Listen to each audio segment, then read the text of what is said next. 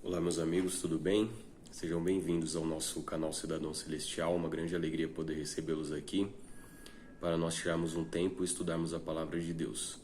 No vídeo de hoje nós vamos comentar mais uma vez a lição da Escola Sabatina dos Jovens, no qual nós estamos estudando nesse trimestre o tema identidade, falando ali a respeito de como surgiu a Igreja Adventista, as principais doutrinas distintivas da nossa igreja.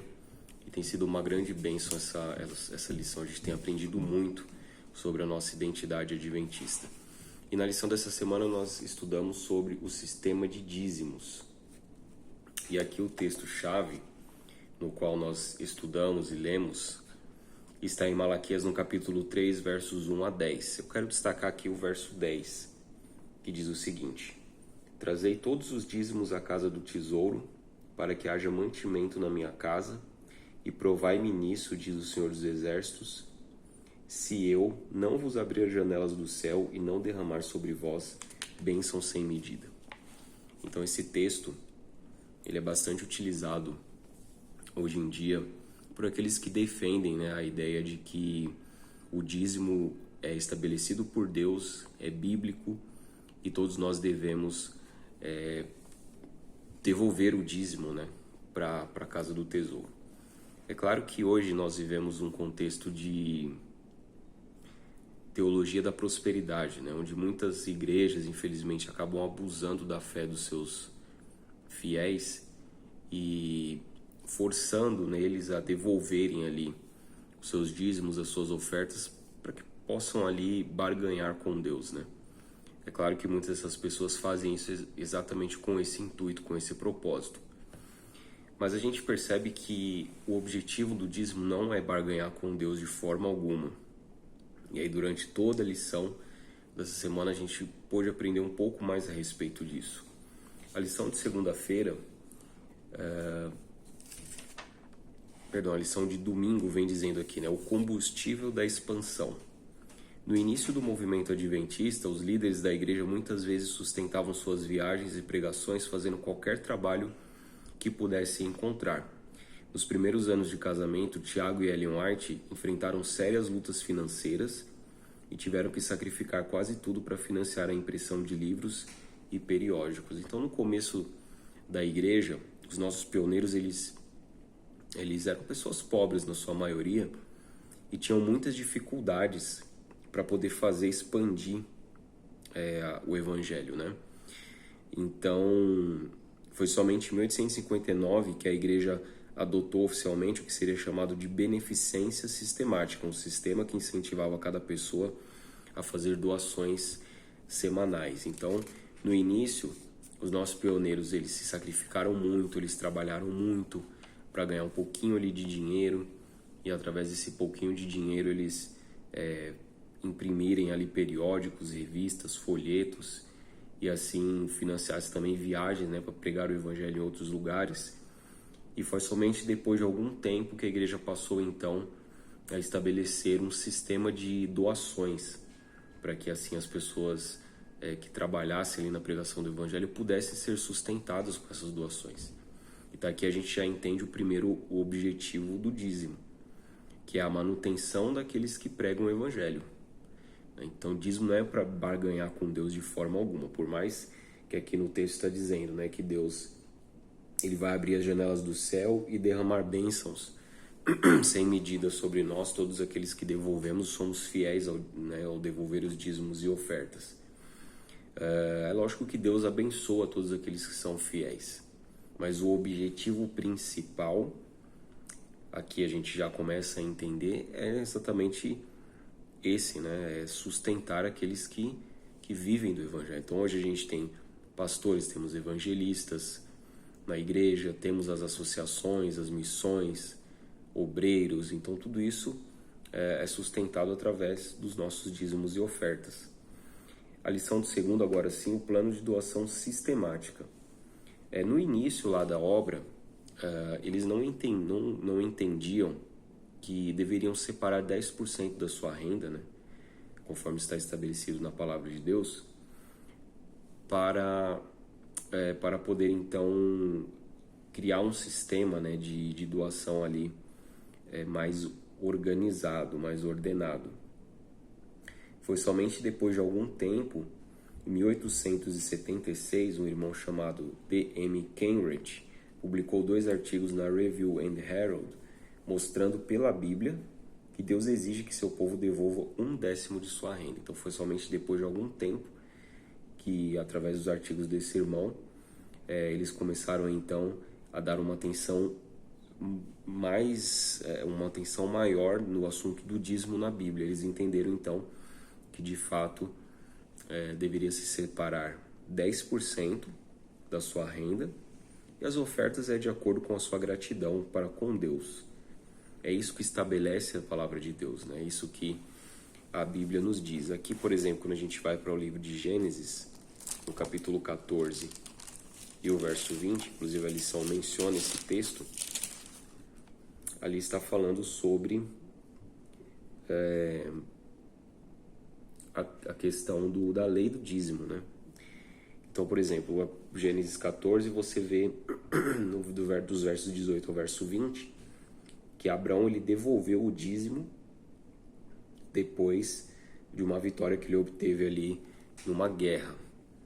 Então aqui no verso 18 diz o seguinte: Melquisedeque, rei de Salém, trouxe pão e vinho, era sacerdote do Deus Altíssimo, e abençoou ele Abraão e disse: Bendito seja Abraão pelo Deus Altíssimo, que possui os céus e a terra, e bendito seja o Deus Altíssimo, que entregou os teus adversários nas tuas mãos, e de tudo lhe deu Abraão o dízimo. Então, esse princípio já está estabelecido na palavra de Deus no primeiro livro da Bíblia, no livro de Gênesis.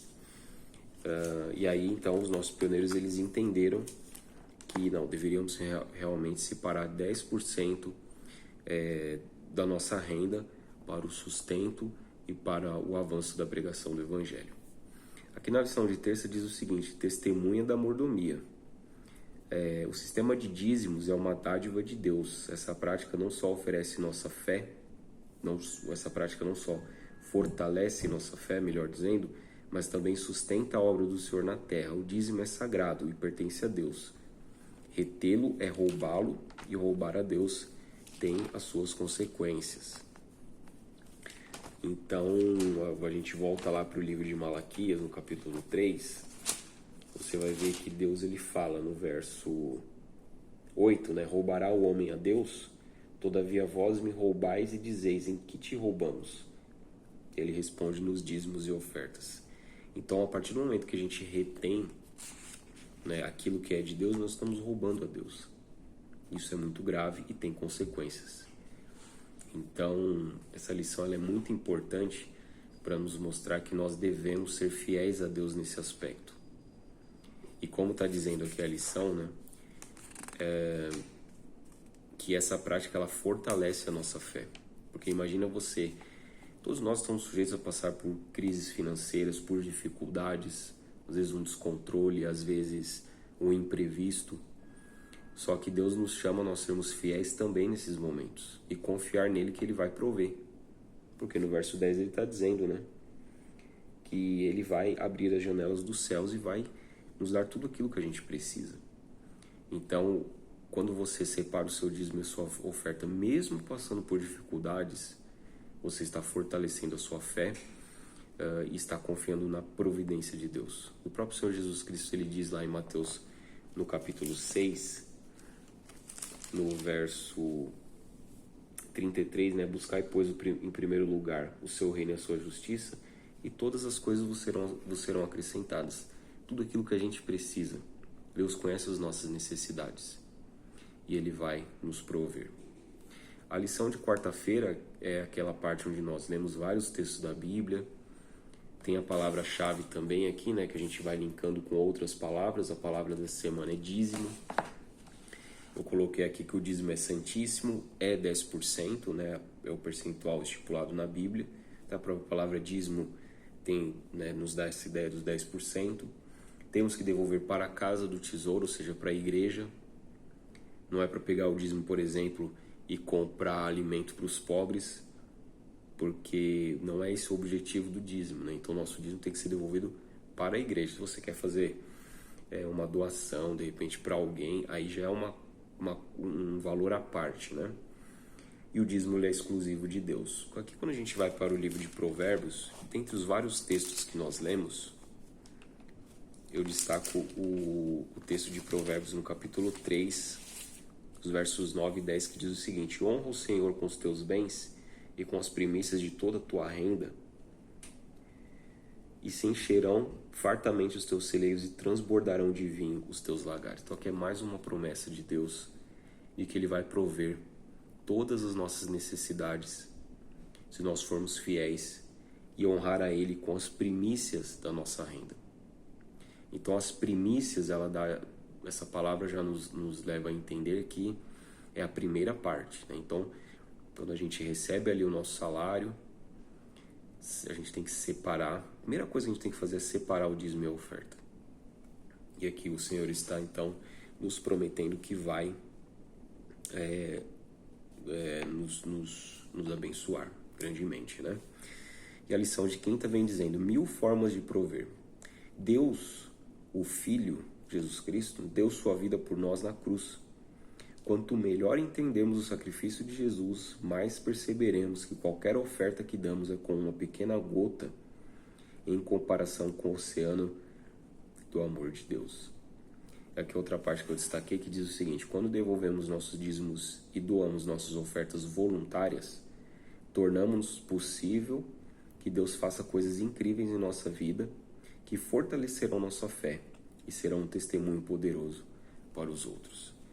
Então aqui, quando a gente olha para a cruz, né, quando a gente olha para o sacrifício de Cristo em favor dos pecadores, é impossível a gente não se comover e não procurar ser fiel a Deus.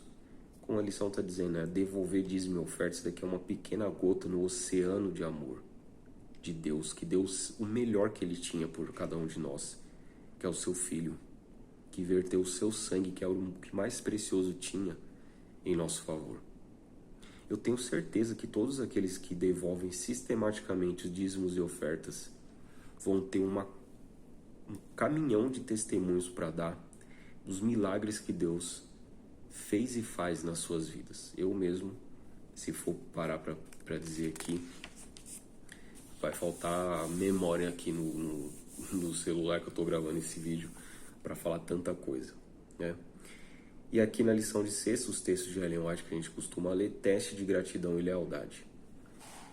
A senhora White diz o seguinte: aqui se estabelece um princípio, né, o princípio do dízimo, que se vê em as relações de Deus com os seres humanos. O Senhor colocou nossos primeiros pais no jardim do Éden e cercou de tudo que lhes poderia trazer felicidade e lhes ordenou que o reconhecessem como dono de todas as coisas. No jardim, Ele fez crescer toda árvore agradável à vista ou boa para comer, mas dentre elas Ele fez uma ressalva. De todas as demais, Adão e Eva poderiam comer livremente, mas sobre essa única árvore Deus disse: vocês não devem comer dele. Aí estava uma prova de gratidão e lealdade a Deus. Então ali, quando a gente vai para os primeiros capítulos da Bíblia, quando Deus colocou os nossos primeiros pais no jardim do Éden, Ele deu tudo que tinha no jardim, menos aquela árvore que Ele reservou para si. Ali era a prova de lealdade. Com relação à questão do sábado, é a mesma coisa, né? Deus nos dá 6 dias para trabalhar, fazer as nossas atividades, porém o 7º dia Ele reservou para si. E a mesma coisa também Ele faz com os dízimos e as ofertas, Ele reserva para si. Então, assim como o sábado é santíssimo, é sagrado, dízimos e ofertas também. Então, que ao estudarmos essa lição, o Espírito Santo possa impressionar a nossa mente para que a gente tome a decisão de todos os dias ser fiéis a Deus. E assim, através dos nossos recursos, das nossas doações, que a gente possa manter, né, a obra e expandir a obra. Eu tenho certeza que Deus vai nos abençoar cada vez mais e mais, como Ele mesmo promete, e nenhuma das suas promessas falhou e nunca vai falhar. Então que Deus possa te abençoar. Um forte abraço, continue estudando sua lição da Escola Sabatina e até o próximo vídeo.